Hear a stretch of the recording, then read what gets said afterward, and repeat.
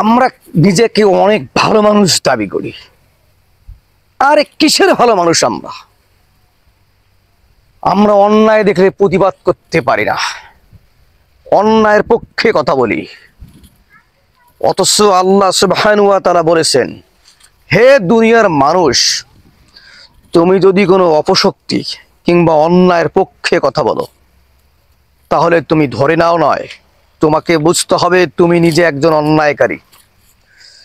তুমি মানুষকে কষ্ট দাও, এটা মনে রাখো। তুমি যে অন্যায়ের পক্ষে কথা বলতেছো, সেই অন্যায়কারী যতটা না অন্যায় করেছে, তার চেয়ে বেশি অন্যায় তুমি করতেছো।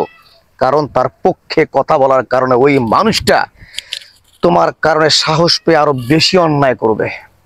কারণ ওই মানুষটা ভালো করেই জানে যে তুমি যদি তার সঙ্গে থেকে তাকে সঙ্গ দাও, তাহলে সে যত বড় অন্যায় এবং অপকর্ম করুক না কেন, কিছুই হবে না।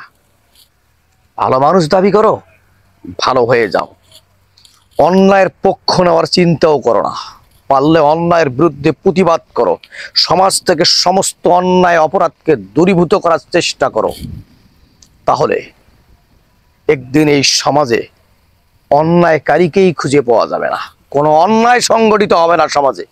হ্যাঁ ভাই, তখনই তুমি বলতে পারবা ভালো মানুষ। নতুবা তুমি ভালো মানুষ পরিচয় দেওয়াটাও তোমার জন্য লজ্জাজনক। হ্যাঁ, এটাই বাস্তব। This is reality.